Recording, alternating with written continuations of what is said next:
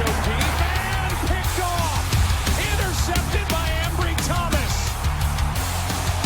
We'll see a pickup come down the right side possibly. Montana looking, throwing in the end zone.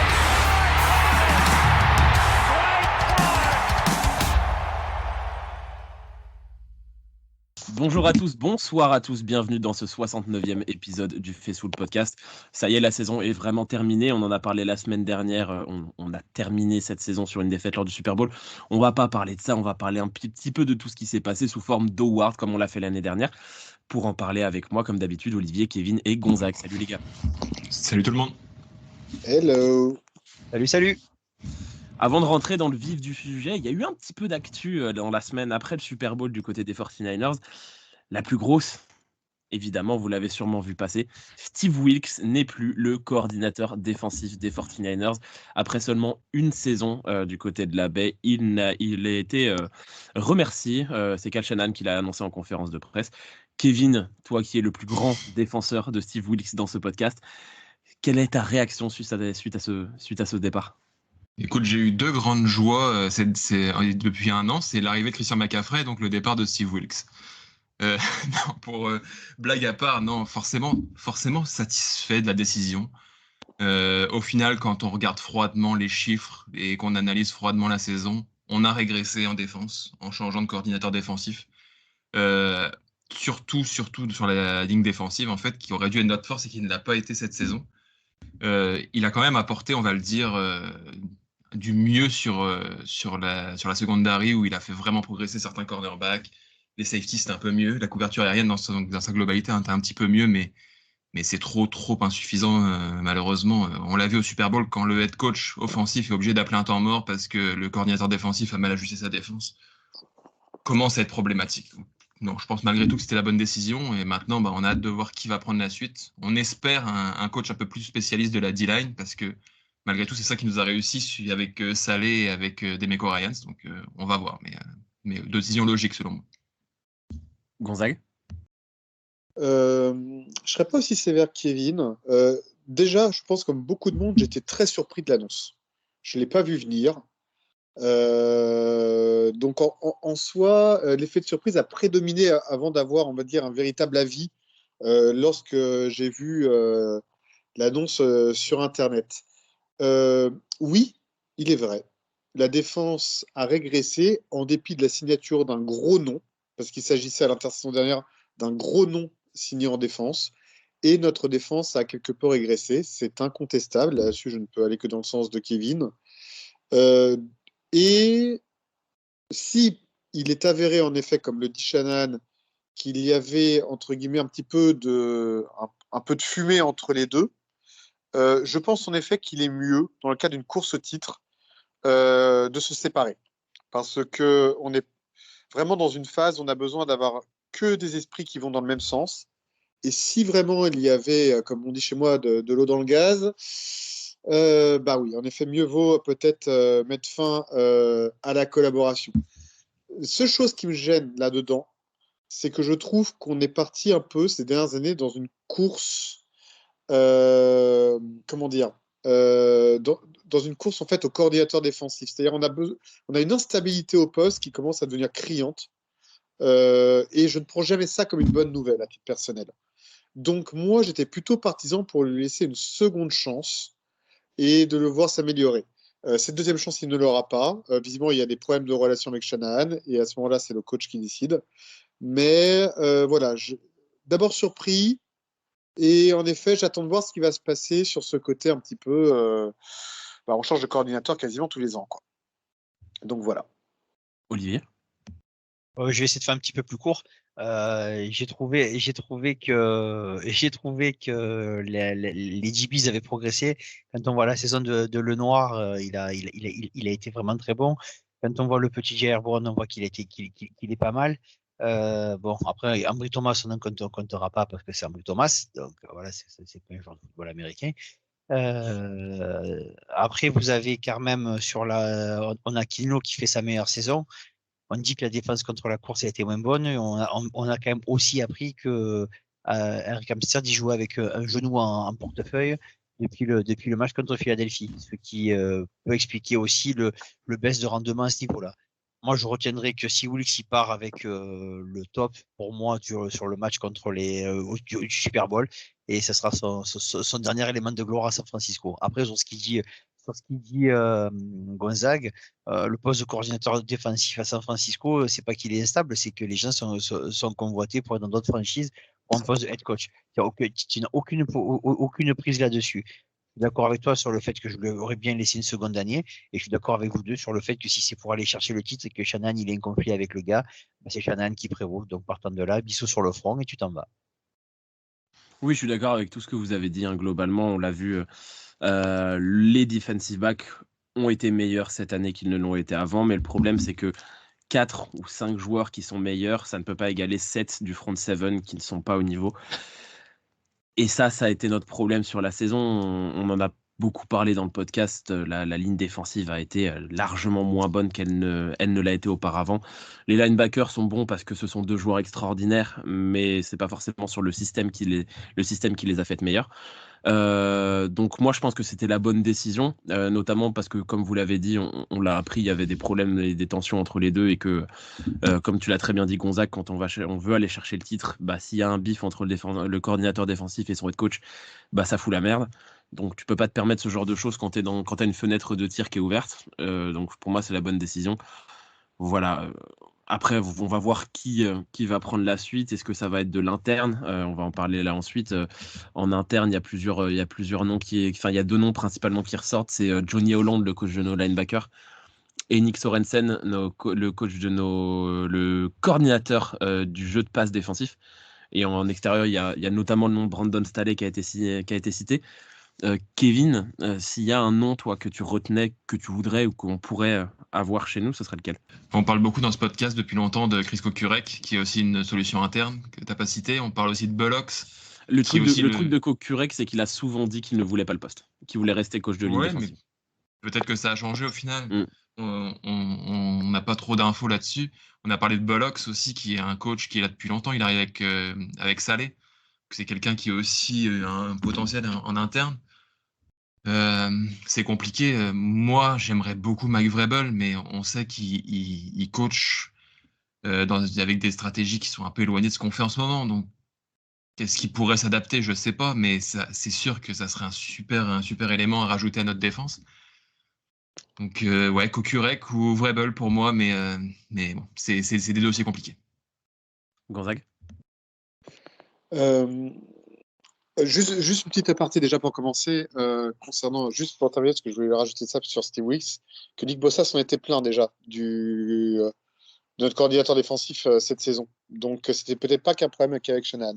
Je voulais juste préciser ce petit détail. Pour répondre à la question, moi la bonne nouvelle que je vois dans ces rumeurs, c'est qu'il y a chose assez rare en NFL, il n'y a aucun nom qui me déplaît. Donc c'est qui est plutôt un bon point. Brandon Staley reste un très bon coordinateur défensif. Bon, après, moi, à titre personnel, je suis plus favorable aux promotions internes.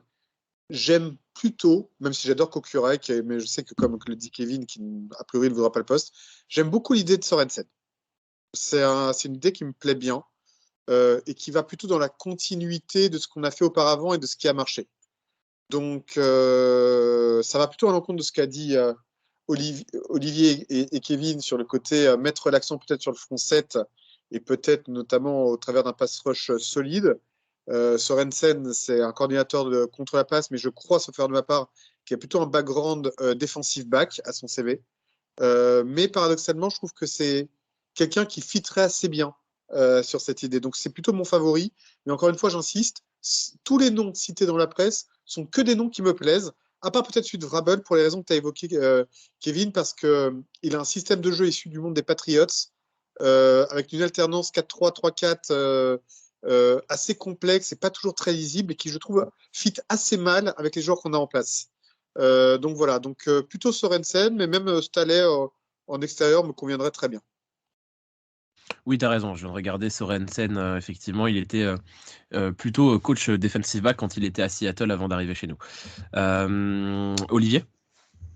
Vous savez très bien que je suis comme pour le reste, j'y connais rien, je connais pas les coachs de position, j'y connais rien, je m'en fous. Vous savez que ça, c'est pas un truc qui m'intéresse. Moi, je voudrais n'importe quel mec qui puisse aller. Je fais comme d'habitude confiance au front office, je fais confiance à Shanahan, je fais confiance à John Lynch et le nom qui choisiront, pardon, je serai derrière lui à 100%, comme je l'étais pour les 3 derniers coordinateurs défensifs.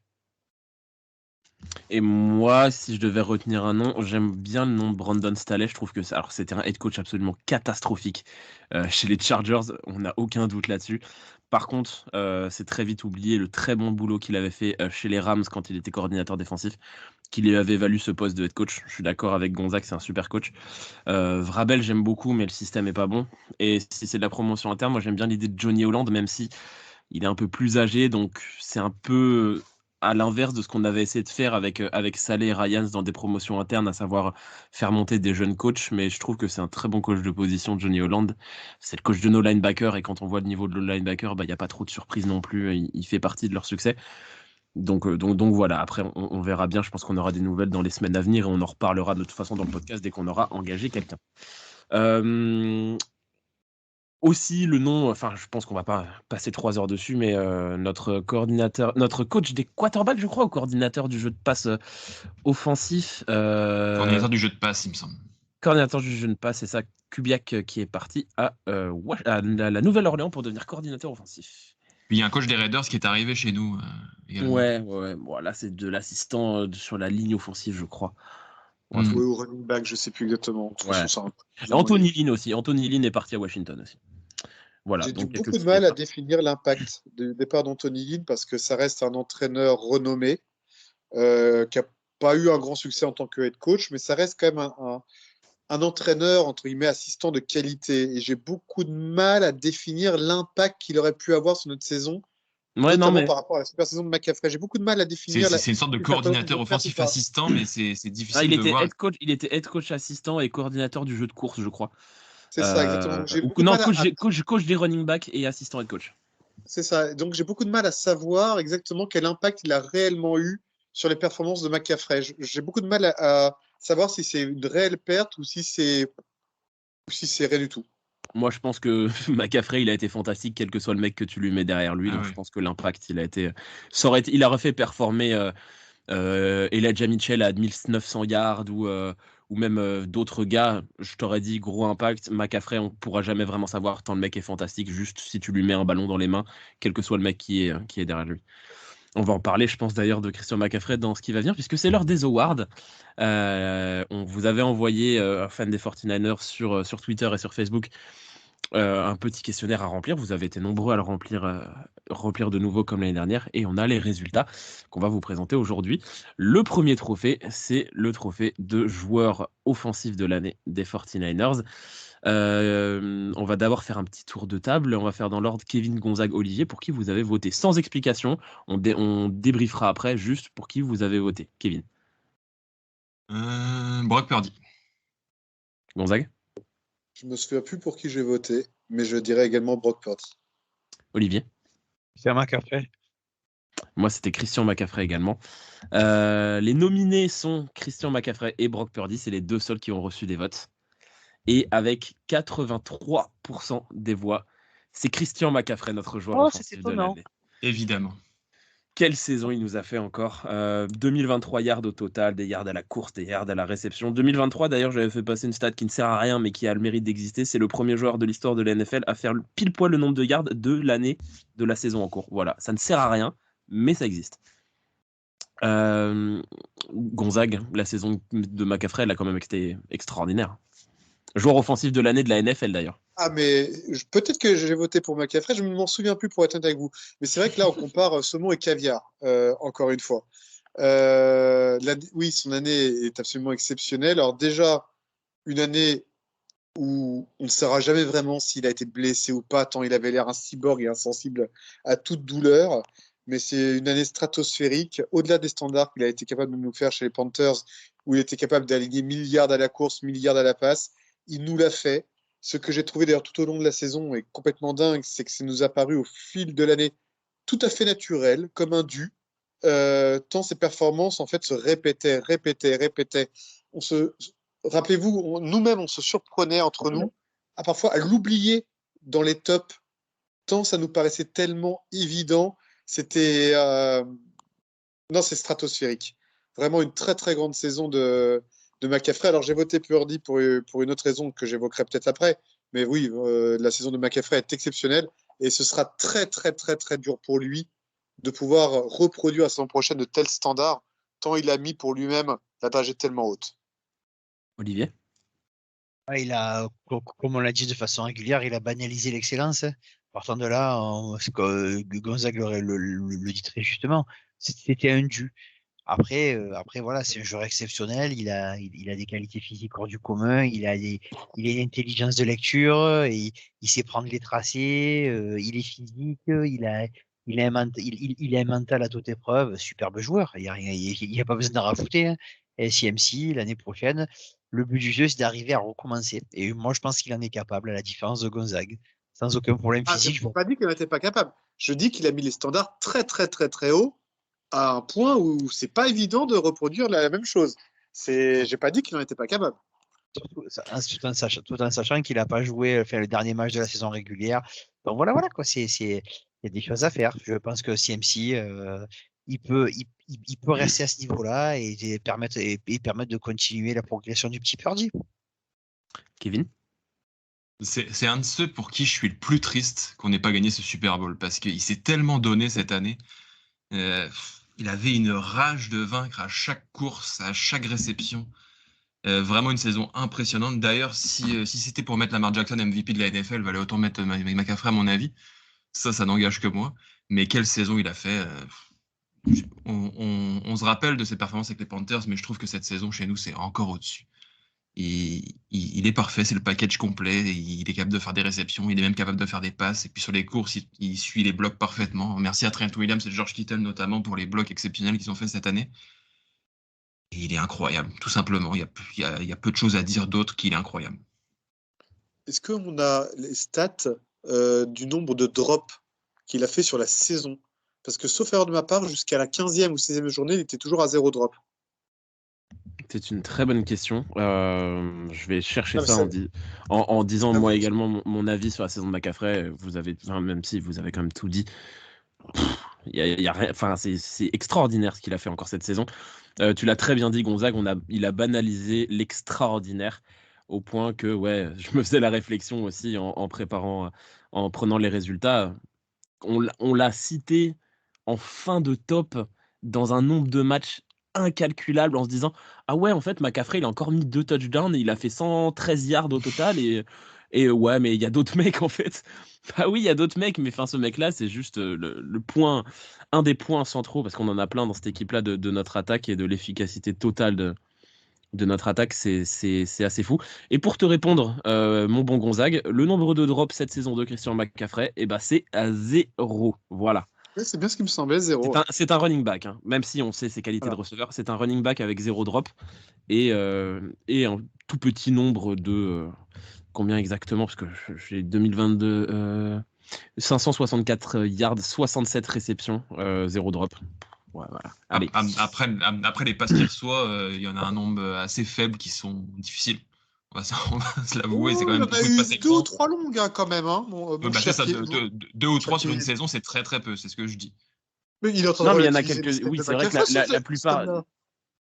Non, mais c'est vrai que la plupart de ces passes sont des bubbles, mais il y a quand même des passes difficiles à aller chercher.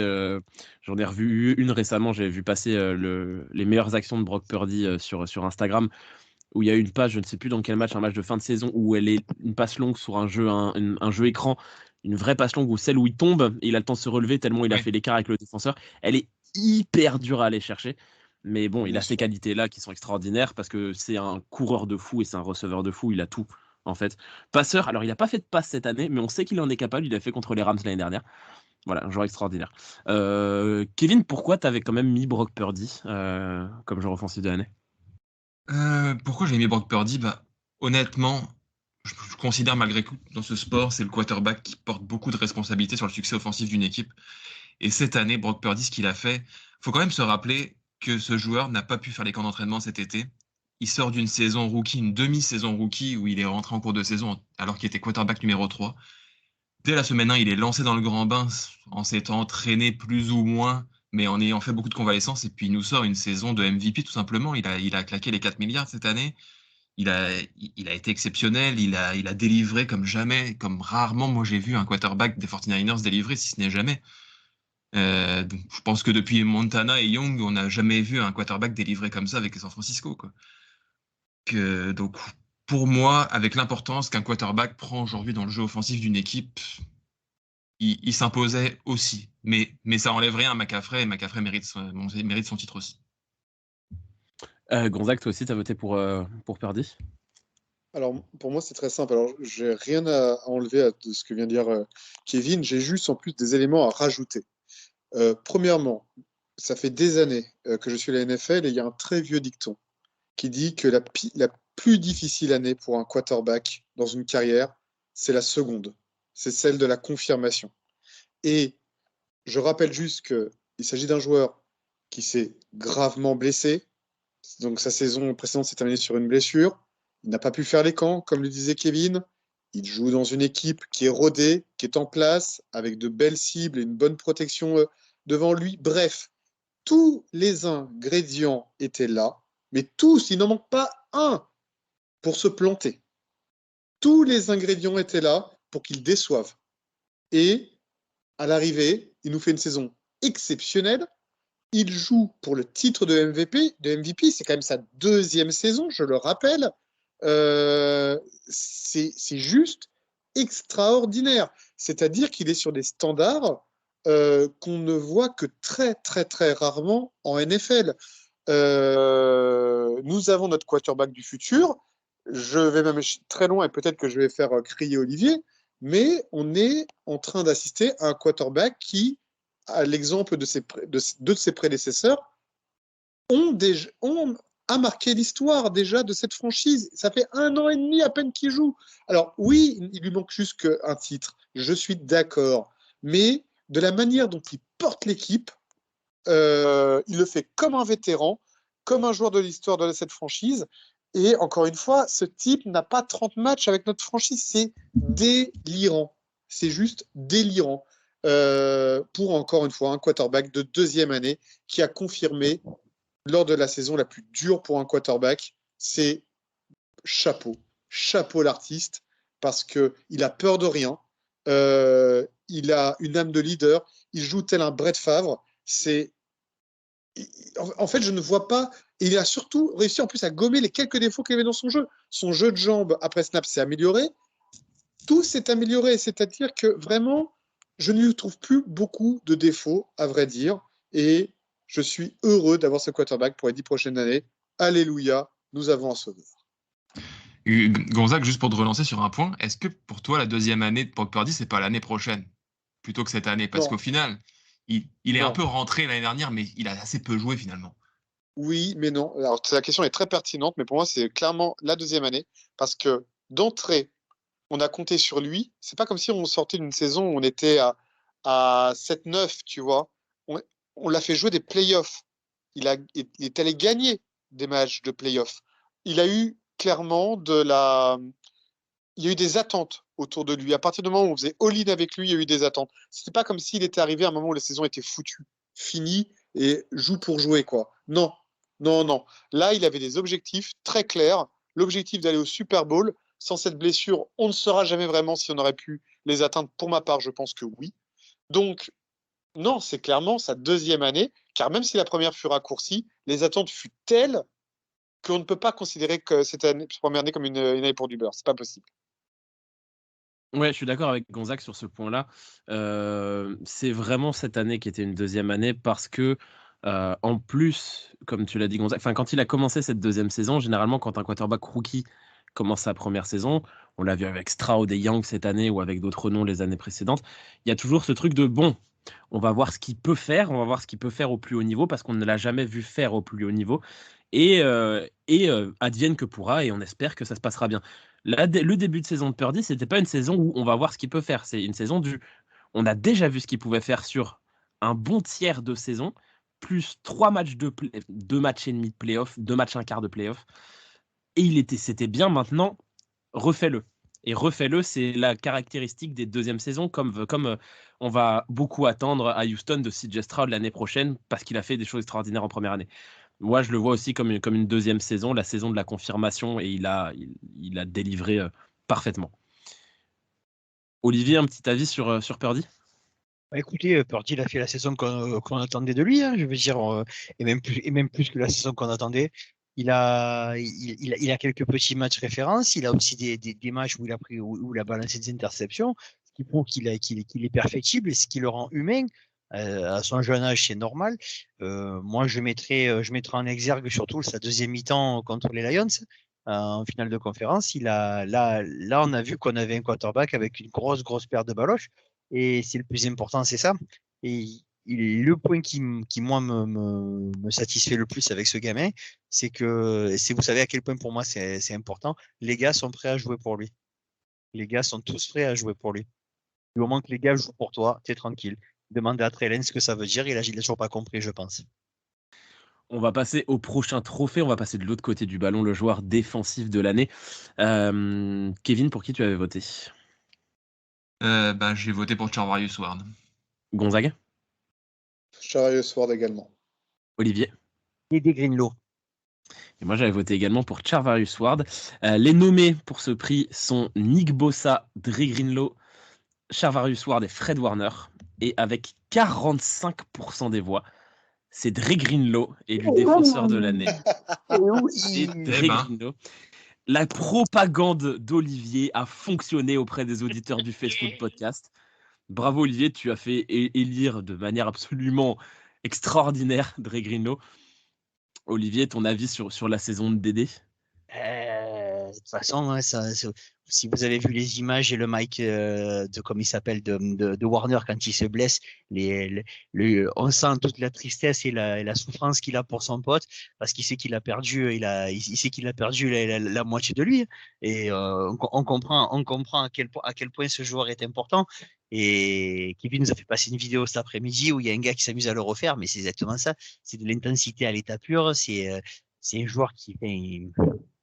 Je vous dis, il rentre dans les quarterbacks, il les coupe en deux, il rentre dans les coureurs, il les DDise, il rentre dans les tight ends, il les DDise. C'est trop bien, vous avez un mec comme ça sur le terrain, et puis vous savez qu'il a un cœur énorme. Voilà, moi j'adore ce joueur parce que il représente ce que j'aime dans la défense, j'aime ce côté intense, et en plus il a gommé tout ce qui était problématique, c'est holding, c'est coups trop durs. Cette année, il a quasiment pas fait de pénalité. Il s'embrouillait avec le gars des Philadelphia Eagles, mais bon, c'est pas vraiment sa faute à lui. Et depuis, après, les Eagles ont fait que perdre. Hasard, coïncidence, on ne saura jamais. Voilà, non. Et puis voilà, moi, je suis amoureux de joueurs comme ça. Honnêtement, quand vous êtes fan d'une équipe et c'est votre linebacker, vous l'avez sur le terrain. Dites-moi qui n'est pas content de voir un mec comme ça. C'est un marsupilami sur le terrain. Il saute, il court, il se bat. Et pour sortir du terrain, il faut qu'il ait une rupture de tendon d'Achille, sinon il continue à jouer. C'est comme ça, c'est Dédé Greenlaw. Et sur la saison, il le mérite amplement. Et quand tout à l'heure, Kevin disait je suis triste pour CMC, moi c'est pour Dédé que je suis triste parce que j'aurais tellement aimé qu'on lui donne cette bague parce qu'avec ce qu'il a fait de cette saison, il a laissé son corps sur le terrain, tout simplement. Juste au début des nominés, un autre joueur aussi a reçu des voix, c'est Deomodore Lenoir parmi tout cela. Kevin, Gonzague, un avis sur Greenlaw ? Je pense que la déclaration d'amour d'Olivier a parlé pour tout le monde. Ouais, il n'y a pas grand-chose à rajouter, je suis d'accord. Je vois pas à quoi ça sert de débattre de Dédé Greenlaw. On n'aura jamais un argument aussi pertinent que celui d'Olivier. Il y a du cœur là-dedans que... C'est deux personnes de cœur qui se rencontrent, Greenlaw et Olivier. Ça correspond assez bien. C'est clair. Moi, j'ai quand même envie de parler parce qu'on a voté tous les trois pour lui de Charvarius Ward qui termine en plus 3e de ce vote avec 21%. C'est Fred Warner qui termine 2e. Il a eu que 3 voix, c'est vous les gars, je suis sûr. C'est Fred Warner qui a fini 2e, mais on a assez parlé de Fred Warner, on en parlera quand on fera le débrief de la défense, mais Charvarius Ward, quelle saison encore une fois, élu au All Pro pour la première fois de sa carrière, au Pro Bowl pour la première fois de sa carrière, et c'est amplement mérité. On l'avait signé à beau prix à son départ de Kansas City, et il avait prouvé sur plusieurs moments que c'était un super cornerback. Cette saison, ça a été le total, toute la saison, il a été absolument extraordinaire. Les mecs lançaient, tu ne peux pas lancer vers un gars quand il joue à ce niveau-là. Donc ouais, super. Et puis très content qu'il ait enfin confirmé, parce que c'était vraiment, je sentis la saison de la confirmation et il n'a pas du tout déçu. Aucune baisse de régime, c'est ça qui a été Ah oui, extraordinaire c'est par rapport à la saison dernière. C'est-à-dire homogénéité dans l'excellence. Alors que l'année dernière, c'était un peu ce qu'on pouvait lui reprocher. Des matchs exceptionnels, on va dire 4-5 matchs consécutifs, puis un match champ, puis il redevenait exceptionnel. Là, ça a été homogène sur toute l'année. C'est ça qui a été extraordinaire chez Ward. Et tu l'as dit toi-même, à la fin, on le ciblait plus du tout. Le pauvre Ambry Thomas, il a été ciblé un nombre de fois, du coup. Alors, bon, je pense qu'il y a d'autres Ambry Thomas raisons, dans la il y mission. a d'autres raisons pour lesquelles il était ciblé. Voilà, On en tout à parlera fait. peut-être un peu plus tard. Kevin, toi, ton avis sur Mooney Ward? Bah, c'est exceptionnel, je pense. On va le dire, c'est un des joueurs qui a le plus profité de Steve Wilkes en tant que coordinateur défensif. Absolument. Et il a énormément progressé alors qu'il était déjà très fort. Et puis, vous l'avez dit, cette année, il a été parfait de bout en bout, à tel point que finalement, les adversaires ont fini par arrêter de lancer le ballon vers lui, peu importe ce qui se passait. Que ce soit vers le noir, que ce soit vers Thomas, que ce soit vers peu importe qui était en face, mais jamais vers Ward. Et puis, il nous a ressorti encore ces matchs exceptionnels contre les Seahawks. On sait qu'il aime bien faire chier DK Metcalf. Il l'a encore bien fait cette année. Et puis non, c'est parfait. Ça fait longtemps qu'on a besoin d'un cornerback numéro 1 comme ça. Et ça y est, on l'a, quoi. Et autre chose que je veux rajouter, parce que ça m'a fait penser là quand vous étiez en train d'en parler, qu'il a fait que des matchs extraordinaires cette saison, je suis d'accord. Et que, bon, c'est pas évidemment le même profil, ni le même niveau, mais à la manière de McCaffrey, on l'a très peu cité en top, parce qu'en fait, quand le ballon il vient pas vers lui, bah, t'as pas moyen de le citer en top, mais c'est preuve aussi qu'il est extraordinaire. C'est que c'est tellement une glu sur le receveur adverse que le quarterback, s'il a à peu près de vision, bah, il lance pas là-bas, en fait. Bah, c'est ça. Et puis même, il y a un autre élément concernant Charvarius Ward, c'est que je rappelle encore une fois que nous défendons en zone. Donc ce n'est pas nécessairement toujours le cornerback le plus fort qui est en face du receveur le plus fort. C'est plus une question de zone et tu défends ta zone par rapport aux alignements de l'équipe adverse. Or, ce qu'on a beaucoup vu sur beaucoup de jeux défensifs, c'est que les performances de Ward étaient telles que on a autorisé notamment des couvertures de nickel ou de safety vers Ambry Thomas pour essayer d'appuyer Ambry Thomas parce qu'on devinait plus ou moins que le quarterback adverse allait lancer dans cette direction parce qu'il n'osait plus lancer vers Charvarius Ward. C'est ça qui était complètement dingue. C'est qu'on a vu des doubles couvertures de l'autre côté parce qu'on n'avait plus peur du tout du côté de Ward. Soit on ne lançait pas dans cette direction, soit si on lançait dans cette direction, il aurait fait le taf. Donc il y avait une confiance affirmée envers Ward qui était amplement méritée et qui s'est traduite dans les faits. Et puis, il y a une histoire d'attitude aussi. En fin de saison, il y a eu une interview que je me rappelle encore où des journalistes commencent à le féliciter pour sa saison et dire à quel point il a progressé cette année. Et il dit non, il faut que je progresse encore, j'intercepte pas assez de ballons. Ok, le gars, il a vraiment envie d'atteindre le top et il a vraiment envie d'être le meilleur des meilleurs. Ça aussi, c'est à souligner. C'est ça. Et moi, je citerai une très bonne série qui s'appelle Friday Night Lights pour dire que avant ils le respectaient, maintenant ils le craignent, tout simplement. Très bien, t'as de très bonnes références. Tu vois, j'ai une bonne référence, Olivier, quand même, de Ça toute va. Ça va. On va passer à notre prochain trophée, le trophée du rookie de l'année. Kevin, t'avais voté pour qui?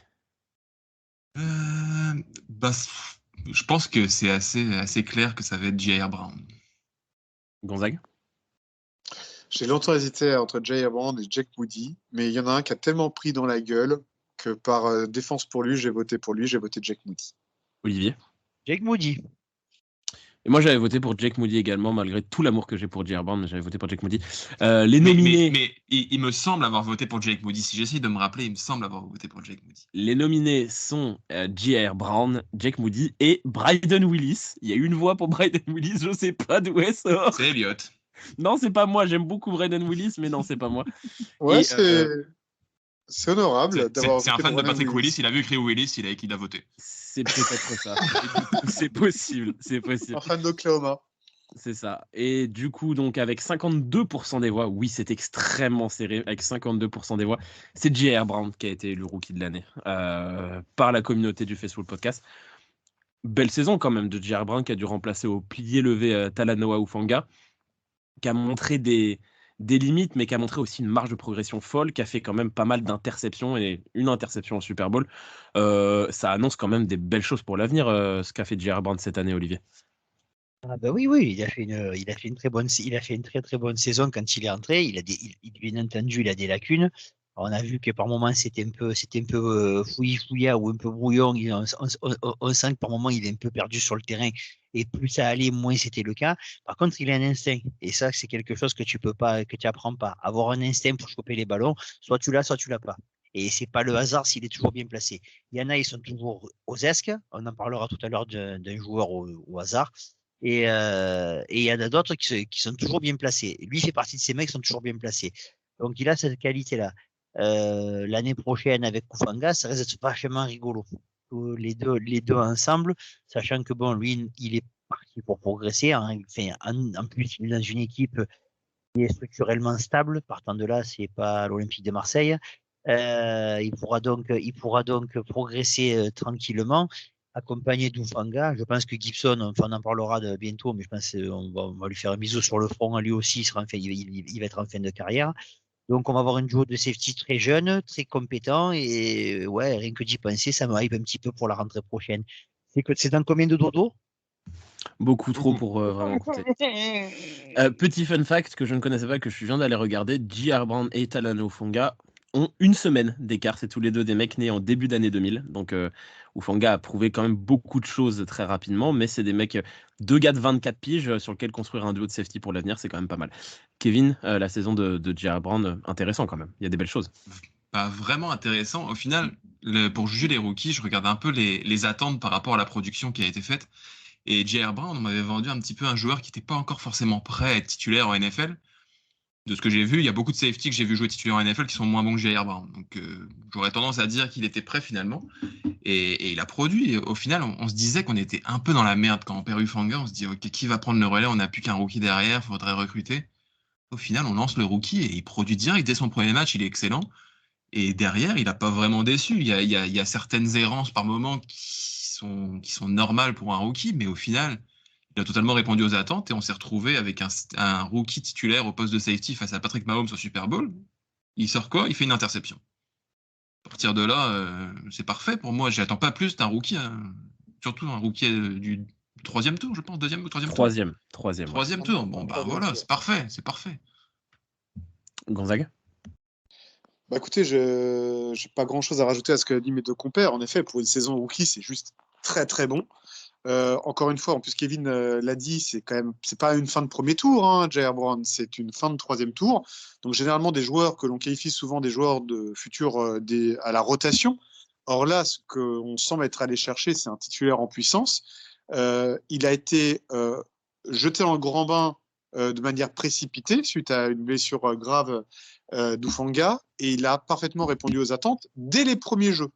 Donc ça, c'était vraiment très intéressant. Comme tu l'as dit très justement, Kevin, il y a eu des moments d'errance, bien sûr, mais qui sont tellement spécifiques à un rookie, et puis encore une fois, qui sont extrêmement visibles dans la mesure où on est dans une équipe qui performe. Donc évidemment, à la moindre bêtise, au moins saute de concentration, bah, évidemment, ça se voit direct. Donc la réalité des choses, c'est que ces performances ont été très bonnes.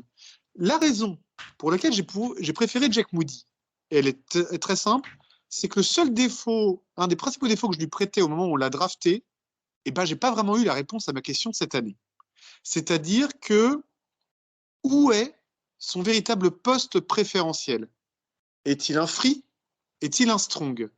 Là, il a basculé à la place de Hufanga, donc en poste de strong. Il a montré quelques talents à la couverture, donc il laisse à penser qu'il sera free. Personnellement, je pense qu'il sera plutôt free, parce que je ne l'ai pas trouvé formidable dans la boîte. Mais son poste préférentiel n'est pas encore certain dans un schéma tactique qui est le nôtre, où les deux postes, strong et free, sont très différenciés dans nos schémas. Autant il y a des schémas tactiques dans certaines franchises où parfois les deux postes peuvent être assez proches tactiquement parlant. Chez nous, les deux postes sont très différenciés. Et j'attends de voir ce qu'un duo avec Hufanga va donner. Moi, je suis confiant, parce qu'encore une fois, je pense que le poste de free est le meilleur pour lui. Donc, je suis plutôt confiant. Mais paradoxalement, voilà un joueur qui va devoir très vite confirmer les attentes qu'on a placées en lui suite à cette saison rookie. Parce qu'il va être aligné dans des schémas différents que ce qu'il a connu dans son entrée en jeu. Donc, ça va être très intéressant de le suivre la saison prochaine. Mais en tout cas, les débuts sont très prometteurs. Ouais, moi j'ai bien aimé aussi. J'aimais bien l'université, j'aime bien ce qu'il a donné. Je pensais comme Gonzague au départ que c'était plus un strong. Il a montré plus de qualité en free safety et de toute façon, va-t-il jouer free, va-t-il jouer strong? La réponse elle est claire. On a un des meilleurs strongs de NFL dans notre effectif. Quand il va revenir de blessure, il va reprendre sa place dans la boîte. Donc Jair Brown, va falloir te foutre à l'autre poste parce qu'on va pas foutre Hufanga free safety, c'est le meilleur strong de NFL, Ah non. tout simplement. Donc voilà, mais oui, il a montré des belles choses. C'est un joueur jeune, c'est un joueur qui est explosif. De ce que j'ai vu sur les petites vidéos qui sont présentées par la franchise, aussi de ce qui se passe en dehors du terrain, c'est un joueur qui a l'air d'être kiffé aussi par ses coéquipiers. Donc c'est toujours important d'avoir un bon élément dans le vestiaire. Et s'il est au plus bon sur le terrain, c'est top. Je sais pas si vous avez quand même un petit mot à dire. Much love ici hein, pour Jake Moody. On a quand même bien kiffé sa saison rookie. Il y a eu des petits coups de pied ratés, mais ça arrive et plus pour un kicker rookie, notamment avec la pression qu'il avait de succéder à Robbie Gould, de la pression d'être un choix de 3e tour. Il a fait quand même des belles choses et il a fait un super Bowl. Il a confirmé que sur la plus grosse scène de toutes, il était capable de mettre des coups de pied très compliqués. Donc voilà. Je sais pas si vous avez quelque chose à rajouter, mais Oui, de Vas-y. toute façon, c'est un joueur que tous les 4 on défend pour la simple et bonne raison qu'il y a beaucoup de gens qui tapent dessus. Donc rien que de base, on a ce côté-là tous les 4 à pas rentrer dans ce délire-là. Pour lui, la plus dure de saison, c'était celle-là. Elle est passée. À partir de maintenant, il va pouvoir travailler plus sereinement. Il avait à justifier le fait que ça soit un 3e tour. Il avait à justifier qu'il avait raté complètement sa pré-saison et on est parti du principe que c'était un incapable. Il a fermé pas mal de bouches. Alors oui, un coup de pied contré, un PAT, c'est 1 point. C'est sa faute si on n'a pas gagné le titre. Ça, je l'ai lu et entendu. Et si à certaines émissions, on essaie de me faire tomber là-dedans. Non, je suis pas d'accord. Il a fait des coups de pied à plus de 50 yards. Il n'y en a pas 500 000 qui en ont mis. Il les a mis au Super Bowl. Partant de là, on sait qu'il a la jambe. Le mental, il va continuer à progresser là-dessus. Et il prend ses marques à San Francisco à partir de l'année prochaine, on sera bien content de l'avoir quand on verra les points qu'il va nous apporter. Au final, il y a des gens qui ont décidé qu'un rookie pris haut dans la draft au poste de kicker, ça ne devait pas réussir. Donc, ils l'ont attendu au coin du bois avec une carabine, et puis dès qu'il ratait un petit coup de pied, ou il y avait un petit truc qui n'allait pas, ou un coup de pied trop sur le côté, ou boum, tu le tapes dedans. Mais non, les faits sont qu'il a été un excellent kicker. Tu prends les kickers en NFL, il a été dans les meilleurs kickers de la ligue cette année pour sa saison rookie. Et il a réussi quasiment le sans faute, selon moi. À part le match contre les Browns, où on peut lui reprocher le fait d'avoir perdu ce match parce qu'il avait la victoire au bout du pied. Le reste, il n'y a rien à lui reprocher. Il y a des petits coups de pied ratés. Oui, peut-être que le coup de pied, le PAT au Super Bowl ne monte pas assez vite. Ça arrive. Le gars, il lève le bras, il touche le ballon, il est contré. Bon, ça arrive. Mais malgré tout, il a répondu aux attentes, à tel point qu'au Super Bowl, il a pris le record du field goal le plus long avant qu'Harrison Butker lui reprenne quelques minutes plus tard. Mais il l'a fait, il l'a passé, le coup de pied de plus de 50 yards dans le match le plus important. T'es rookie, kicker, un match ultra serré, ultra défensif. Donc ton coup de pied vaut beaucoup de points. Et tu le mets à plus de 50 yards. Juste bravo monsieur, merci et bienvenue dans l'équipe. Et on veut te voir pour plusieurs années maintenant. Et il en fout 2 à plus de 50 yards dans le Super Bowl. Il vrai. en met 2. Exactement. Mais il y avait toutes ces critiques en plus. Enfin, tu l'as dit, Kevin, il était très attendu. Évidemment, il y a le coup de pied raté contre les Browns, il y a le coup de pied raté contre les Packers, etc. Et il y a le PAT au Super Bowl. Faut pas oublier qu'il a quand même fait 60 sur 61 en saison régulière sur les transformations. Il a mis, je sais plus si c'était 57, 58 ou 59 de suite. Il a raté contre les Rams le dernier. C'est le record de l'histoire de la NFL du nombre de coups de pied de conversion consécutifs, tout simplement. Et oui, je voyais en début de saison, après sa pré-saison catastrophique, sur les premiers matchs où il mettait des coups de pied qui n'étaient pas sur le poteau du milieu, qui étaient un peu sur le côté, il y avait des critiques. À partir du moment où les mecs sont capables de critiquer un coup de pied qui passe, bon, prenons le sérieux de leur critique. Mais il a même été surprenant d'ailleurs, parce que lorsqu'il a été drafté, on lui prêtait la très grande qualité d'être extrêmement précis, d'où sa place au 3e tour. Et le seul défaut qu'on lui prêtait en sortie d'université, c'est peut-être un poil de manque de force dans la jambe. Il nous a prouvé complètement le contraire, le bonhomme. Il est capable de passer des coups de pied à plus de 50 yards. Et il paraît même qu'il a déjà passé une fois en 60 à l'entraînement. Et puis en plus, ces coups de pied à plus de 50 yards, ils sont pas ras du poteau. Hein. Ils passent calme, il n'y a pas de pression. Mais bien sûr. Je pense que demain en match, tu lui demandes de passer un 62. Et ce qui sera précis, on ne sait pas, mais la jambe, il l'a, il n'y a pas de souci. Oui, il est surprenant. C'est une très belle pioche. Bravo aux scouts de la draft pour être allé le chercher parce que c'est une très très belle pioche et bravo. Juste un petit détail sur J.R. Brown pour aller dans ton sens également, Elliott, sur son côté caractère. Je rappelle que il a été capitaine d'équipe pendant très longtemps à Penn State et c'est s'est vu. J'ai trouvé que ça s'est vu sur le terrain. Très mature pour un jeune rookie. Et il a grandi avec le safety des Bears, Jaquan Brisker. Et ça se voit aussi. Ils ont un peu le même caractère de un peu leadership et un peu complètement taré aussi sur le terrain. J'aime bien Brown, mais je préfère Brisker. Ah oui, non, bah par contre, par contre, après, faut être sérieux, 2 minutes, Jaquan Brisker, c'est le niveau au-dessus quand même. On va passer au trophée suivant, la recrue de l'année. Plein de nouveaux joueurs sont arrivés cette année. Kevin. Je sais même plus. Je vais peut-être commencer en citant les nommés. Ouais, vas-y. Comme ça, peut-être tu te souviendras de nom. Les nommés pour cette catégorie, c'est-à-dire les 4 qui ont reçu le plus de voix, sont John Feliciano, Javon Hargrave, Logan Ryan et Chase Young. Oui, ça y est, ça m'est revenu. J'avais voté Chase Young. Gonzague? J'ai voté pour aucun des 4 de mémoire. J'ai hésité longtemps entre Feliciano et Clelin Ferrell. Et du coup, tu as sûrement voté Clelin Ferrell. Ok. Olivier? Hargrave. Et bah, on en a 4 de différents, puisque moi j'ai voté pour John Feliciano. J'ai longtemps hésité avec Feliciano. Et avec 36% des voix, c'est Javon Hargrave qui a été élu recrue de l'année. 4 autres joueurs ont reçu des voix en plus de ces 4-là, donc je rappelle Feliciano, Hargrave, Logan Ryan et Chase Young. Également ont reçu des voix Sam Darnold, Chris Conley, Clelin Ferrell et Randy Gregory ont reçu des voix dans cette catégorie. Hargrave, j'ai l'impression qu'on est un peu mitigé en fait autour de Hargrave, puisque c'est sûrement en fait parmi ces joueurs-là cités, c'est peut-être sûrement celui qui a été le plus performant. Mais Kevin, est-ce qu'on en attendait pas un petit peu plus quand même? C'est évident qu'on en attendait un petit peu plus. Sur la première partie de saison, je dirais qu'on avait le joueur auquel on s'attendait. Je l'ai trouvé parfait sur la première partie de saison, honnêtement. Il faisait ce qu'il avait à faire et on sentait son apport. Et puis, plus la saison avançait, plus on l'a senti un petit peu disparaître. Avec, aussi après la blessure de Rick Armstead, on l'a su, tu l'as dit Olivier, il s'est blessé gravement au ménisque après le match de Philadelphie. Ça n'a plus jamais été le même Hargrave non plus. Donc Armstead a raté beaucoup de matchs. Même quand il est revenu, on n'a pas revu le grand Hargrave.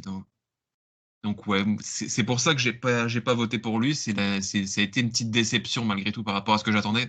Mais comme tu l'as dit, ça a été le joueur le plus productif dans nos recrues. Donc au final, sa place se justifie largement.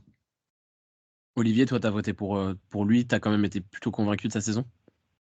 Tout simplement, Kevin a fait la réponse. Hein. Je veux dire, on est parti sur des joueurs et les joueurs qu'on a recrutés, hormis lui, c'est plutôt des seconds couteaux. C'est pas des titulaires. Et lui, il a quand même fait une belle production. J'ai été aussi sensible au fait que on a appris la blessure d'Armstead quand j'ai voté.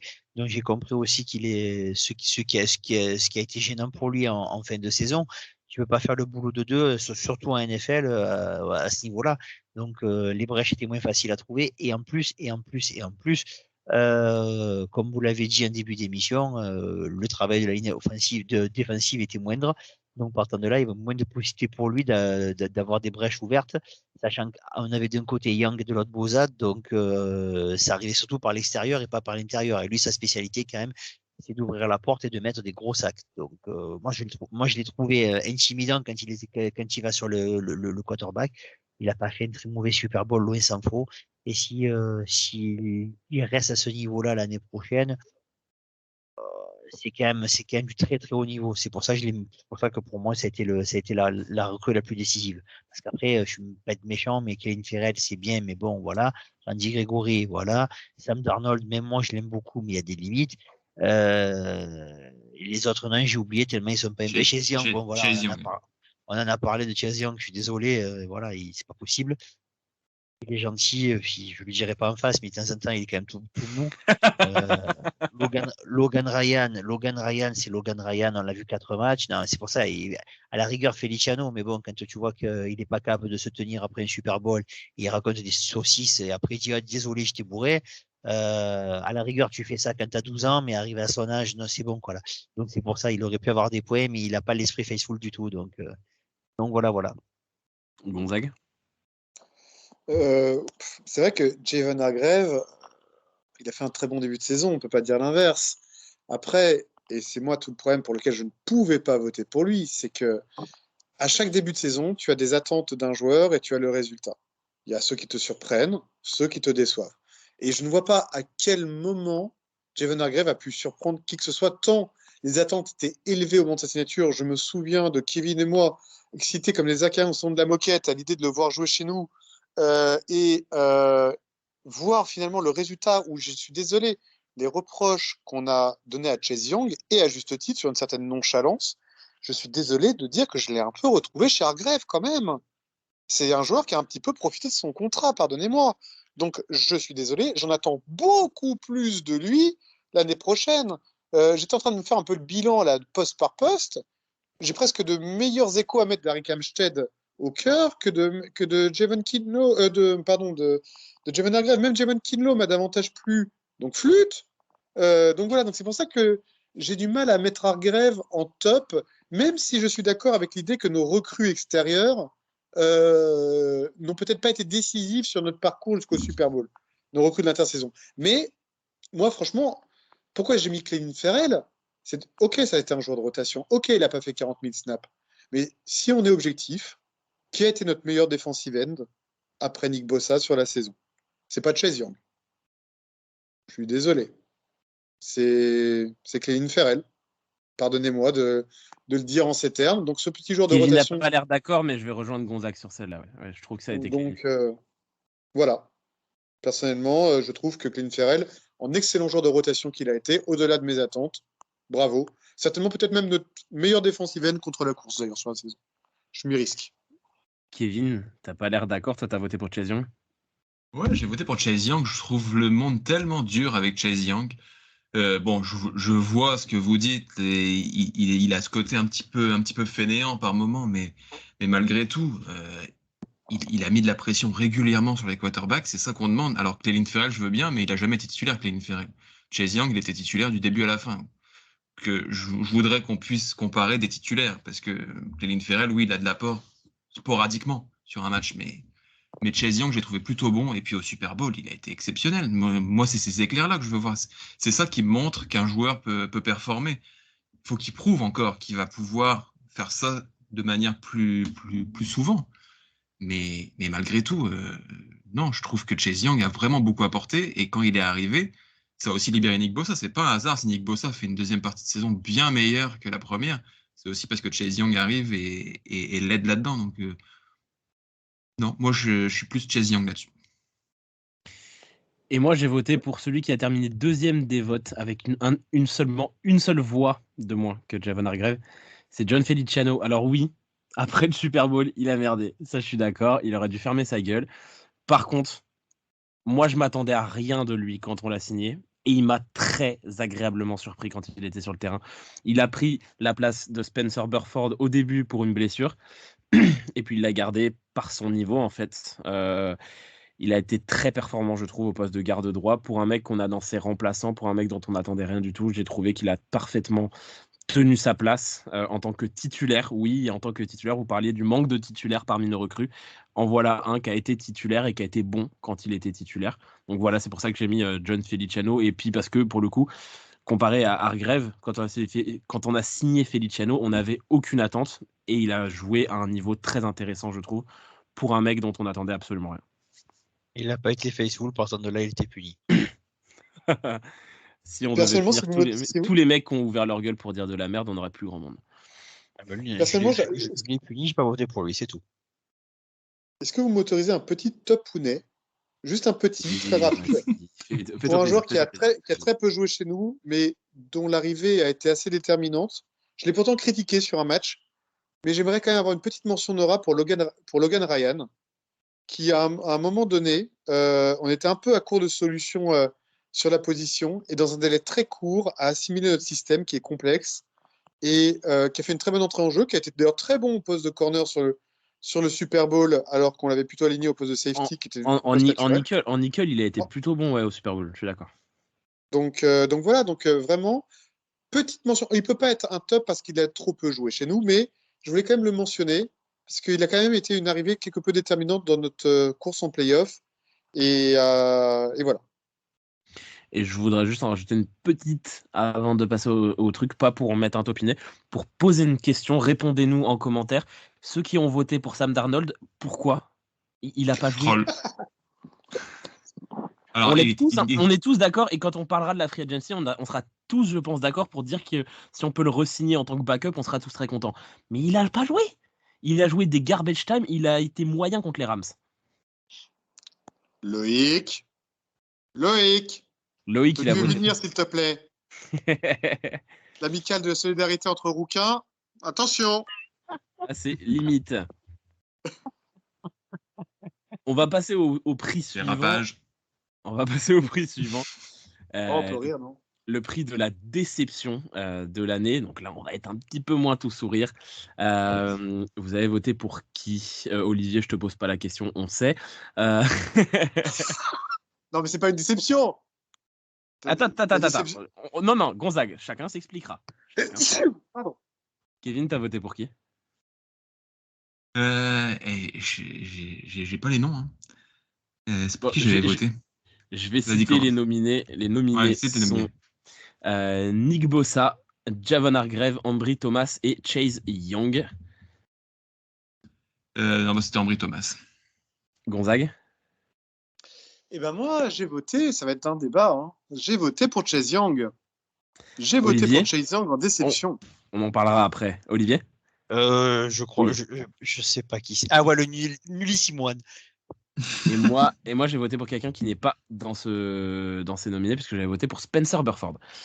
Le vainqueur, avec 22% des voix seulement, ça reste Ambry Thomas qui a été élu. Avant qu'on en parle, je veux revenir sur ce que tu viens de dire, Gonzague. Je suis très d'accord avec toi. Je vais juste citer, parce que là, il y a eu beaucoup de noms qui ont été cités. Accrochez-vous à votre slip, il y a des noms chelous hein, pour la déception de l'année. On a donc du Spencer Burford, Drake Jackson, Isaiah Oliver, Steve Wilkes, Colton McKivitz, Tashon Gibson, Deebo Samuel et Fred Warner. On va pas débattre on va pas débattre sur l'avis des gens, même Fred Warner, First Team All Pro, j'ai du mal à le mettre. Bref, on n'en reparlera pas. Moi, je suis juste d'accord avec Gonzague. Je peux pas mettre Ambry Thomas en déception puisque je n'en attendais rien du tout. Je savais qu'il allait être nul, il a été nul. On est là. Qu'est-ce qu'il fait dans ce classement, en fait? Je suis complètement d'accord avec Elliot. C'est le seul titulaire pourri. Oui, mais on savait qu'il allait être pourri, donc je suis pas déçu. On peut toujours penser qu'il va progresser. Il était juste Non, on sait. C'est quand même ça fait 2 ans. C'est le seul award qu'on fait sur les qui sont un peu négatifs. Donc en clair, il a fait un titre, le pire joueur de l'équipe. Voilà. Je vais rajouter l'année prochaine un award qui doit partir. Ambry Thomas. Voilà. Celui qui doit partir est déjà parti. Voilà. Pour moi, ceux qui ont répondu Ambry Thomas, c'est hors sujet. Je te soupçonne, Kevin, d'avoir lâché un vote sur Steve Wilkes, de faire partie. Non, mais je ne pensais qu'aux joueurs, donc j'avais vraiment voté pour Ambry Thomas, mais effectivement, s'il y avait eu une option coach, Steve Wilkes a été en bonne place. Ah non, Ambry Thomas. On va pas parler 3 heures d'Ambry Thomas. Je vous renvoie à tous les épisodes de la saison quand Olivier parle, à peu près une fois sur 3. C'est pour parler d'Ambry Thomas. Une autre fois sur 3, c'est pour parler de Dre Greenlaw. Et l'autre fois sur 3, c'est pour parler d'une autre chose, match ou pas du tout. Ou Tom Brady qui n'a rien à voir dans le match. Notre avis... Ou Tom Brady, par exemple. Mais voilà, notre avis sur Ambry Thomas est assez documenté sur l'ensemble des podcasts de cette chaîne. Moi, j'ai mis, sans épiloguer, j'ai mis Spencer Burford pour la même raison que j'ai mis John Feliciano en meilleur recrue. John Feliciano était bon quand il était sur le terrain. Spencer Burford, j'en attendais pas mal de choses pour sa deuxième saison. Je trouvais que sa saison rookie, il avait montré quand même pas mal de beaux trucs au poste de garde. Et j'ai trouvé que cette année, il n'a pas été bon. Beaucoup trop de pénalités, beaucoup trop d'absence de niveau sur beaucoup trop de jeux. Voilà, j'étais très déçu de sa performance au point où on en reparlera, mais je pense qu'il faut, si on ne garde pas Feliciano parce qu'il n'est pas faithful, comme disait Olivier, va falloir prendre quelqu'un sur ce poste-là de garde droit. Parce qu'à gauche, Aaron Banks, pas de souci, hein, mais à droite, pas ouf. Moi, je voulais Gonzague, juste toi, t'as préciser mis Chase pourquoi. Young, ouais. Ouais, je voulais juste préciser pourquoi j'ai mis Chase Young, parce que j'étais vraiment très excité au moment de sa signature. Pour moi, il y avait vraiment une vraie plus-value à aller le chercher. Oui, je suis d'accord avec toi, Kevin. Il y a eu un petit upgrade de Nick Bossa suite à l'arrivée de Chase Young. Est-ce que c'est corrélé? C'est tout à fait possible. Je n'en sais rien. La réalité, par contre, c'est que pour moi, Chase Young devait vraiment apporter un moteur quasi équivalent à Nick Bossa de l'autre côté. Je me rappelle les discours d'Olivier qui voyait même carrément Chase Young au-dessus de Nick Bossa. Et à l'arrivée, stat à l'appui, il a très très peu pesé à son poste. Et par rapport aux attentes qui sont les siennes, par rapport à son statut, par rapport à son physique, par rapport à tout ce qu'il était censé nous apporter, bah, j'ai trouvé finalement son apport assez minime. Et c'est pour ça que pour moi, il a été une déception. Parce que on en revient un petit peu à mon même discours que sur Javon Agrève. Il y a les attentes et il y a le résultat. Chase Young devait nous faire passer un palier supplémentaire de l'excellence au mythique. Et on est resté à l'excellence parce qu'il ne nous a pas fait passer ce palier supplémentaire. Est-ce qu'il y a eu un problème de Steve Weeks? Possible. Peut-être que Steve Weeks ne savait pas le faire. La réalité, c'est que je trouve qu'il a apporté le nombre à défaut d'apporter la compétence. Et c'est ce que je lui reproche parce que c'est pas ce que j'attendais de lui. Le prochain trophée, le trophée du joueur ayant le plus progressé. Là, il y a 5 nommés, puisqu'il y a un petit match nul dans les votes et j'ai la flemme de faire la distinction. Kevin, tu as voté pour qui, toi? Kevin ne se souvient de rien. C'est une catastrophe. Mais je dirais quand même Jawan Jennings pour ses playoffs. Gonzague? Pareil, je me souviens plus tout pour qui j'ai voté, mais je ne serais pas du tout surpris d'avoir voté pour le noir. Olivier? Qui pour moi est vraiment devenu un très très haut niveau. Deomodore le noir. J'ai voté également pour Deomodore le noir. Les nommés sont Dre Greenlaw, Jawan Jennings, Deomodore le noir et Brock Purdy et Charvarius Ward. Et le vainqueur avec 32% des voix, c'est Deomodore le noir. On l'a dit tous les trois. Autres ont été nommés également Brandon Ayuk. Pas faux. J.R. Brown, Javon Kinlaw et je pense qu'il y a quelqu'un dans notre communauté qui troll. Voilà, juste parce que sur le dernier vote, je pense que quelqu'un de notre communauté troll, puisque pour le trophée de la meilleure progression, quelqu'un a voté pour Christian McCaffrey. Je veux lui donner tous les trophées du monde, mais meilleure progression, non. Si. Tu progresses pas quand tu passes d'excellent à excellent. Pour moi, Ambry Thomas a davantage sa place dans ce classement. Il est passé de misérable à juste archi nul. Il est beaucoup plus logique dans ce classement. Si vous me permettez un jour de valeur. Alors, si vous me permettez de ne pas parler de Ambry Thomas et de parler d'un cornerback qui est bon pour le coup, Deomodore le noir. Je vais commencer là-dessus parce que j'en ai assez parlé de Deomodore le noir, comment j'adore ce joueur, comment je l'adorais à l'université, comment j'étais content qu'on le récupère à la draft il y a de cela 2 ou 3 ans. J'adore Deomodore le noir, je trouve qu'il a passé un cap de fou cette année. Que ça soit à l'extérieur ou dans le slot, il a été très bon dans les deux cas. Il lui offre une intensité folle pour un mec de son physique. Il a peur de rien. Il trash talk, mais il fait pas la connerie du trash talk d'aller trop loin et se prendre une pénalité. Il va mettre des coups à des mecs qui font 2 fois sa taille, 2 fois son poids.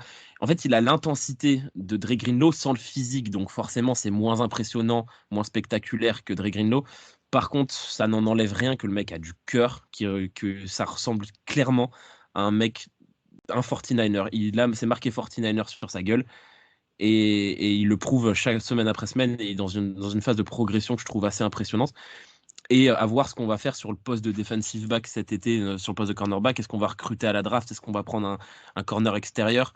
En fait, les dirigeants peuvent faire le choix de prendre un mec extérieur, de foutre le noir dans le slot, prendre un mec dans le slot, foutre le noir extérieur. Moi, je le trouve meilleur quand il est nickelback. Voilà, mais voilà, super. Très belle progression et on s'est trouvé un vrai titulaire en defensive back pour de longues années, j'espère. Ah, mais tu l'as très bien dit. C'est que non seulement son poste préférentiel, il a eu l'occasion de jouer à ce poste qui est le poste de nickel en dépit du recrutement d'Isaiah Oliver qu'il a réussi à mettre sur le banc en dépit de performances tout à fait honorables d'Isaiah Oliver préalablement, ce qui vous montre quand même le niveau du bonhomme. Mais en plus, il a su confirmer ce qu'on avait déjà vu l'année dernière, à savoir un poste de corner extérieur qui n'est pas son poste préférentiel, je le rappelle, et sur lequel, en plus, il a, entre guillemets, il part avec un désavantage physique certain en raison de sa petite taille. Donc, surtout dans les schémas zones.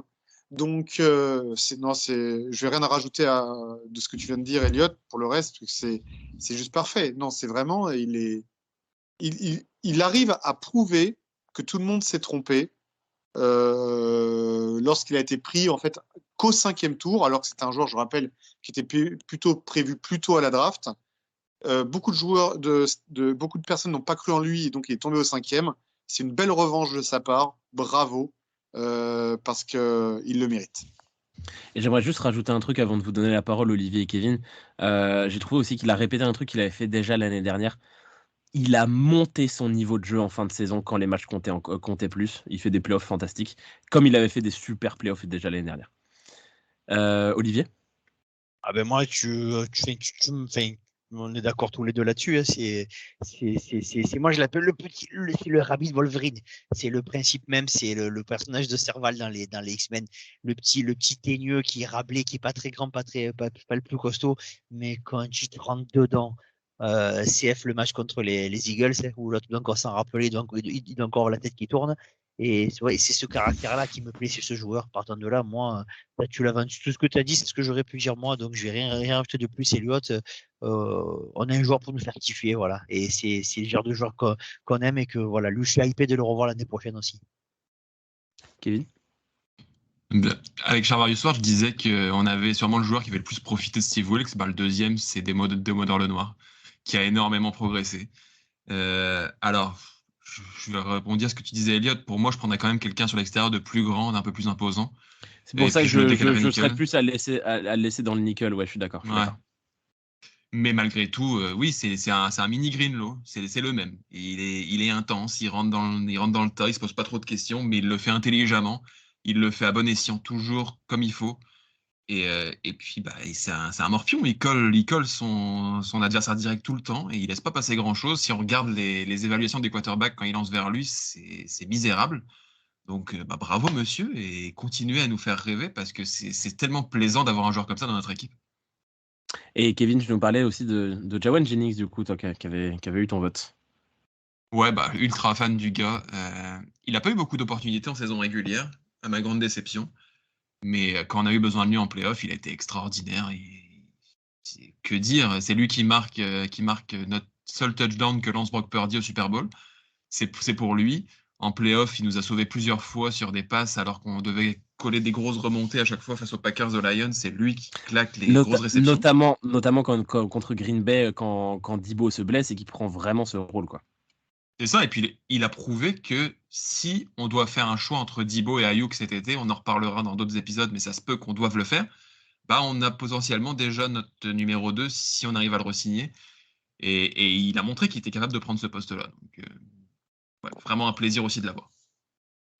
On va passer au trophée suivant, le trophée de match de l'année, notre meilleur match aux 49ers. Kevin, t'as voté pour qui ? Pour quel match ? Dallas Cowboys. Gonzague ? Kevin, on est très raccord quand même ce soir. Dallas Cowboys également. Quel fond et forme. Olivier ? Eagles. Moi, je suis très raccord avec Olivier ce soir. Hein. J'ai voté Eagles également. Et les nominés sont évidemment Eagles et Cowboys. Également, ont reçu des voix. Le match, ça joue entre Eagles et Cowboys, mais également ont reçu des voix. Le match contre les Lions. J'ai coupé, non ? J'ai sauté, non ? Oui, t'as coupé. T'as dit Lion, t'as même pas eu le temps de dire le S. Ah, ok. Également ont reçu des voix le match contre les Lions en playoff, le match contre les Jaguars et le Super Bowl contre les Chiefs. C'est une défaite, mais je peux voir. Oui. Et vainqueur pourquoi pas. Vainqueur avec 51% des voix, c'est le match contre les Eagles qui l'emporte.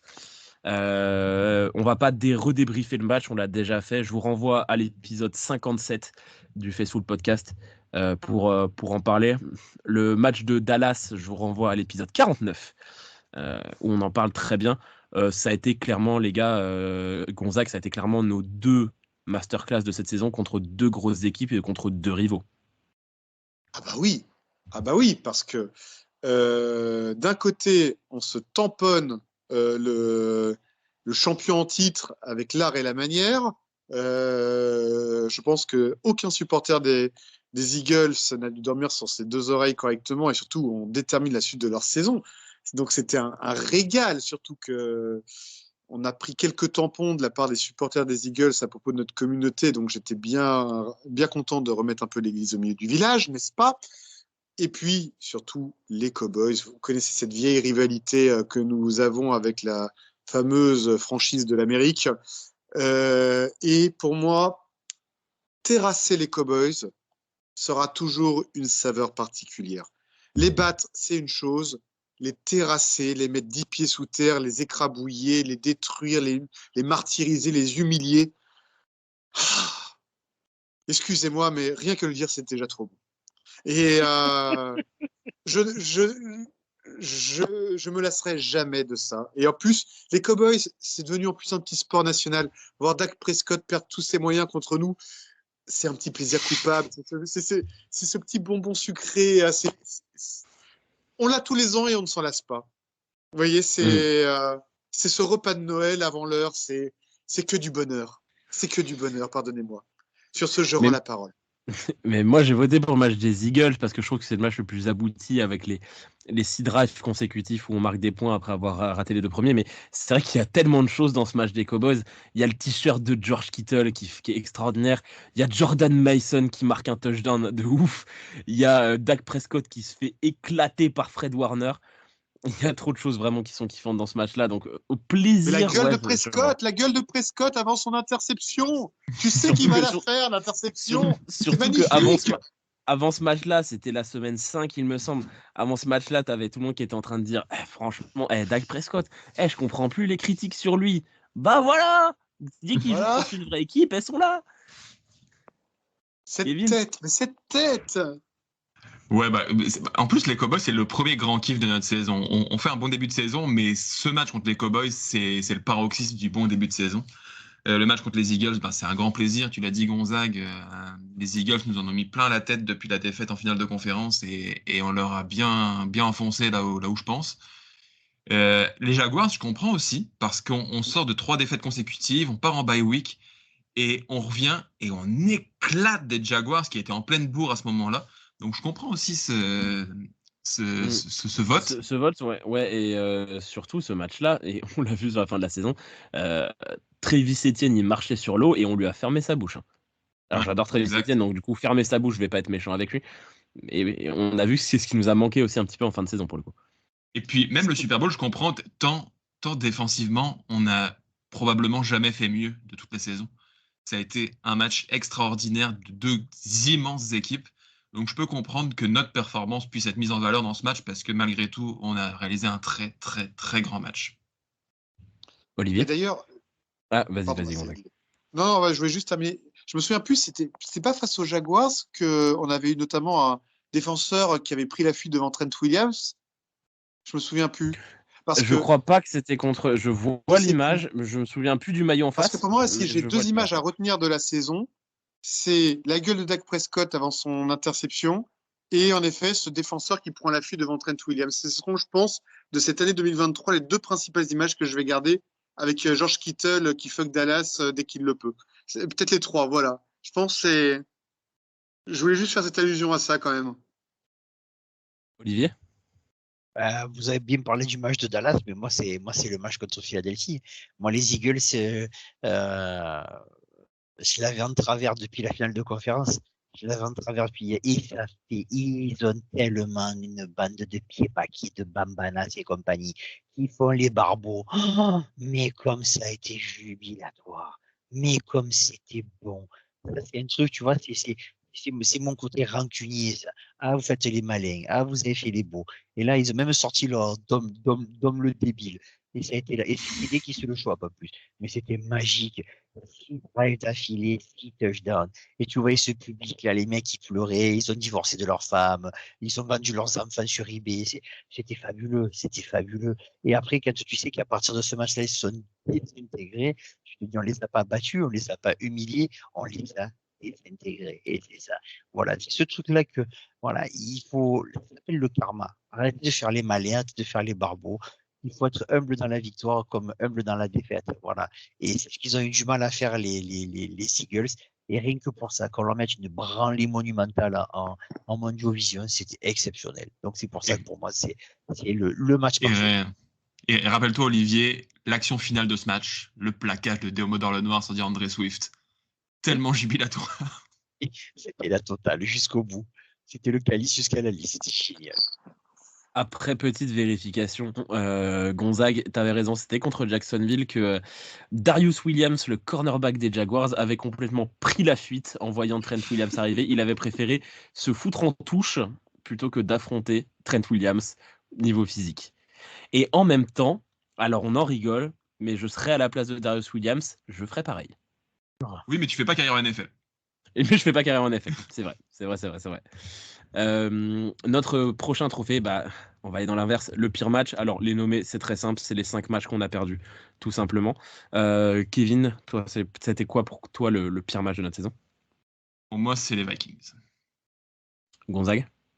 Décidément. Vikings aussi. Olivier? Vous voulez que vous gagnez un award, donc j'ai mis moi aussi les Vikings. Et moi, j'ai mis les Bengals. Et vainqueur avec 37% des voix, c'est le match contre les Ravens, qui a été élu pire match de la saison. Je peux comprendre pourquoi il a pu être élu pire. Je trouve pas que c'est notre pire match de la saison. Pour moi, ça se jouait personnellement entre Vikings et Bengals, je suis d'accord avec vous. Mais je peux comprendre dans le côté grosse adversité, dans le côté déception, dans le côté très mauvaise performance de Brock Purdy. Moi, je l'aurais quand même mis à Bengals ou Vikings parce que là, c'était vraiment le paroxysme du mauvais. On était nul à chier sur ce moment-là. Parce qu'il y a les 3 défaites de suite, celle contre les Browns est un peu en dessous parce qu'on fait pas un si mauvais match, on tombe contre une défense extraordinaire. Et il y a le coup de pied à la fin où on aurait pu gagner. Mais alors Vikings et Bengals, on était nuls, il n'y avait rien. Réécouter les podcasts de cette époque, de ce moment-là, c'était 50, 51, 52 en termes de numéro de podcast, juste après la victoire contre les Cowboys. Vous entendez des voix différentes que celles que vous avez vues toute la saison, des voix de désespoir de notre côté tellement c'était mauvais. Et puis c'est surtout le match contre les Vikings, on joue contre une O-line en mousse en face, et je crois que ce jour-là, Bosa m'avait particulièrement énervé, si je me souviens bien. Et je crois que c'est ce jour-là où tu nous as fait ta magnifique envolée lyrique sur Bosa et où ton micro a dit non. Exactement. Voilà, c'est comme ça que tu vas dans la saison, tu as ça aussi. Dans les grands moments de la saison, tu as ce moment-là. Et non, voilà, moi, c'est ce match qui m'a vraiment gonflé parce que c'était tout ce que je déteste dans le football américain. Elle était où l'intensité, voilà, on joue contre une équipe où il n'y avait rien, on arrive à perdre contre une équipe où il n'y avait rien. Donc, non, moi, ça s'est réservé à l'OM et je peux pas avoir 2 équipes fétiches qui sont dans le ridicule. Une, ça suffit, pas 2. Merci. Kevin? Ouais, le match contre les Vikings, c'était le paroxysme, je trouvais. J'ai retrouvé un peu ce qu'on a donné l'année dernière en tout début de saison face aux Bears et aux Broncos. On était absolument nulle part. Où c'était... Et là, il y avait une incompréhension, je trouvais, parce que justement, tu l'as dit, on sortait d'une grosse victoire contre les Cowboys. Oui, il y a le match contre les Browns dans des conditions un peu difficiles. On perd sur un coup de pied à la fin, ça arrive. Et puis là, on dirait que ça avait complètement débranché le cerveau. Ils ne savaient plus mettre un pied devant l'autre. Ni en attaque, ni en défense, c'était assez incompréhensible ce qui s'est passé, à tel point que la bye week est venue nous sauver de peut-être une catastrophe encore plus grande. Mais ouais, ce match contre les Vikings, alors je me demande, est-ce que Shanahan ne voulait pas prouver qu'on pouvait gagner un match de playoff en ayant perdu contre Kirk Cousins? Peut-être. Mais j'ai jamais compris cette prestation. Il voulait casser le mythe qu'on pouvait pas, ouais, c'est ça. Gonzague?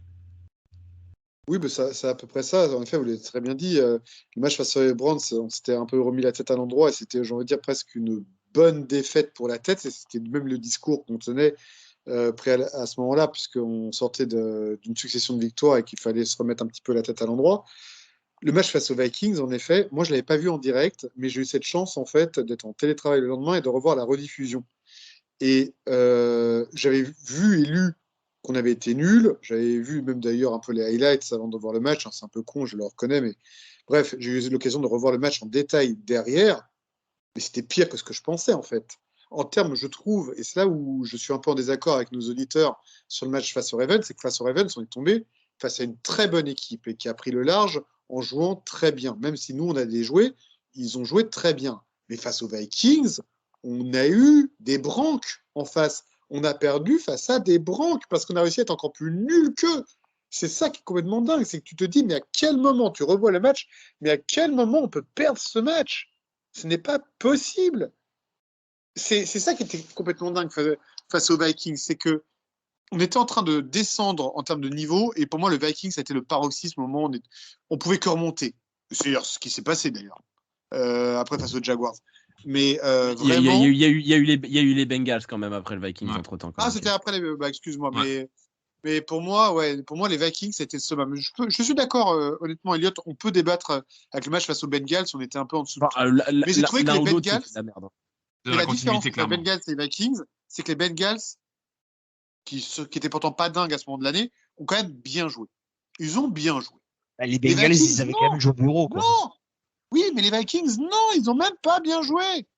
C'est ça qui est fou. Les Vikings, à l'époque, hein, pour en rajouter une petite en plus, Justin Jefferson n'était pas là et on s'est pris une pilule par Jordan Addison, qui est très fort, un très bon receveur, Jordan Addison. Mais quand même, il est on prend 123 yards dans les chicots par Jordan Addison, quoi. Ah, c'est beau. C'était qui le quarterback? C'était Josh Dobbs, non? Ah non, c'était Kirk Cousins, c'est vrai, j'ai dit. Non, c'était Kirk Cousins, il se blesse la semaine d'après. Ah, c'est vrai. Ah, mais on a été nuls. On passe à la suite, ça m'énerve, là, ça y est. Ça y est, on lui rappelle des mauvais souvenirs. Et ben on va passer à la suite. Il n'y a plus vraiment de catégorie, c'est pas tant un award que ça. Mais votre prédiction, froidement, là, comme ça, pour la saison prochaine, alors qu'on n'a rien. Très surpris qu'on n'ait pas jugé. Je suis très surpris qu'on n'ait pas jugé les special teams. Même pas un mot pour notre Wisnowski national et pour notre long snapper, aucune erreur. Mais n'oublie pas les épisodes de débrief offensif et défensif qui arrivent bientôt. Il va y avoir des débriefs, ça va arriver. Il y aura plein de choses à dire. Petite prédiction pour l'année prochaine, Kevin. Froidement, alors qu'on n'a ni l'effectif, ni on n'a pas fait la draft, ni la free agency, on ne sait même pas qui est notre coordinateur défensif. Je vais être très précis. On colle un blowout de vengeance aux Chiefs au Super Bowl l'année prochaine. Waouh. Gonzague. Je ne vais pas être aussi précis pour notre adversaire au Super Bowl, mais contrairement à ce que beaucoup de gens disaient, et je tiens à en rassurer beaucoup, on a tous les éléments et tous les contrats en place pour reproduire la même année si on n'a pas de blessure majeure. Donc oui, on va au Super Bowl, on le gagne, et on y croit. Olivier? Super Bowl. Moins de précision que tes deux camarades, mais Super Bowl. Et bah moi, je vais y aller avec de la précision aussi. Puisque un jour ça va arriver après l'avoir prédit pendant les 4 dernières années, on va se retrouver au Super Bowl, on va gagner le Super Bowl contre les Bills. Oui, les Bills vont aller au Super Bowl, ça fait 4 ans que je dis que les Bills vont aller au Super Bowl, ça y est, ils vont enfin aller au Super Bowl et on va les battre, parce que les Bills ne gagneront jamais un Super Bowl, faut être clair et net. Mais on va aller chercher. Voilà. Tous les ans depuis 3 ou 4 ans, à part cette année, je prédis les Bills au Super Bowl et ils n'y vont pas. Cette année, j'avais dit les Bengals avant que Joe Burrow se pète. Voilà. Donc là, je dis les Bills, c'est ce qui fait qu'il y a de très grandes chances qu'ils ne fassent même pas les playoffs. Mais voilà. Parce que si on donne leur Super Bowl aux Bills, c'est fini, faut arrêter. Je veux dire, on a déjà donné son euro à Cristiano Ronaldo, sa Coupe du Monde à Lionel Messi, on va pas non plus donner un Super Bowl aux Bills, ça va là. Ouais, faut être sérieux 2 minutes. Et puis quoi, attends, déjà on n'est pas passé loin d'être l'équipe qui donne la présence au Super Bowl aux Lions. On a été sauvés. Voilà, pas de bêtises, on reste sérieux, faut que la NFL continue à tourner droit parce que sinon, si on a soit les Lions, soit les Browns au Super Bowl ou alors les Bills qui gagnent un Super Bowl, la terre va exploser. Donc voilà, faut être sérieux 2 minutes. La plupart des gens sont d'accord avec nous puisqu'à 61%, c'est le titre pour les 49ers. Enfin, le titre où à minima une présence au Super Bowl. Je vous avoue que j'ai pas forcément fait le tri entre tout le monde. Il y a des gens qui nous voient perdre en finale de conf ou divisional. T'as quelqu'un qui nous voit faire le Super Bowl hungover. On verra, hein, on aura le temps d'en reparler dans cette pré-saison. Il va y avoir pas mal de choses, à commencer par les débriefs offensifs et défensifs. Il y aura la draft, il y aura la free agency. 13 mars, début de la free agency, donc vous aurez avant le 13 mars notre épisode de preview de la free agency. Et voilà, donc plein de belles choses qui arrivent. Les gars, vous avez quelque chose à rajouter sur cet épisode? À part qu'on a quand même eu une belle saison, quand même. Maintenant qu'on est redescendu un peu de la terrible déception qu'on a eue du Super Bowl, ça reste quand même une saison dont on se souviendra avec du positif. C'est sûr, c'est évident. Quand tu fais la saison que tu fais, tu as réussi à faire encore mieux que la saison précédente qui était finale de conférence. On avait fini frustré, et là on finit au Super Bowl. Oui, on a une frustration, mais quand on y repense, moi plus j'y repense, plus je me dis ce match il va rentrer dans l'histoire du Super Bowl. C'est l'un des plus beaux Super Bowls qui m'est étonné de voir. Et j'en parlais avec pas plus tard que hier soir avec mon frère. Et je dis c'est un Super Bowl qui est pas à mettre entre les mains de tout le monde. C'est pas fait pour des gens qui connaissent ce sport. Non, c'est pas un Super Bowl de débutants, ça c'est sûr. Ce Super Bowl, c'est la quintessence du football américain. Et pour pouvoir le faire, il faut de grandes équipes. Ça prouve qu'on est une putain de grande équipe. Et il faut arrêter. Et je le dis encore à haute voix, je ne veux plus entendre les haters de Shanahan, sinon je les bannis. Ce Super Bowl était un cadeau pour les gens qui regardent le foot toute l'année. Exactement. C'est clair. Ah mais moi, nous évidemment, on avait ce prisme du fan, comme l'ont eu avec un résultat différent, les fans des Chiefs. Quand tu es juste fan de NFL, ça devrait être vraiment super à regarder. Franchement, ça devait être vraiment génial. Ah bah complètement. Et puis, soyons honnêtes, et je pense que beaucoup de nos auditeurs doivent être comme nous. Oui, on a tous été déçus, et à juste titre, de perdre face au Super Bowl, mais très franchement, là, à chaud, maintenant que on va dire la déception est un petit peu passée, on est quand même tous ultra fiers. Je trouve que c'est la fierté de ce parcours qui ressort. Moi, si on me demande dans 2 ans qu'est-ce que tu as pensé de la saison 2023, je dirais que j'ai été fier. Je dirais pas qu'on a perdu au Super Bowl. Ça reste pas abouti à 100%, mais ça reste une très belle saison. Mais bien sûr. Vraiment, il y a que du bon, il y a que du bon à retenir de cette saison. Et il y a du bon qui arrive, on l'espère. Merci de nous avoir écoutés pour ce 69e épisode du Fast Food Podcast. On se retrouve du coup très bientôt pour débriefer encore une fois la saison, parce qu'il y a encore plein de choses à dire. On va aller plus en profondeur, attaque et défense. On va parler de joueurs dont on a très peu parlé, comme l'année dernière. On va citer des noms de mecs qui ont fait peut-être 3 snaps dans la saison, mais ça fait toujours plaisir de citer les noms des inconnus.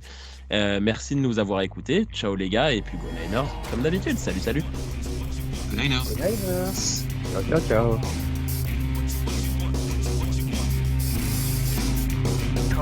Come on.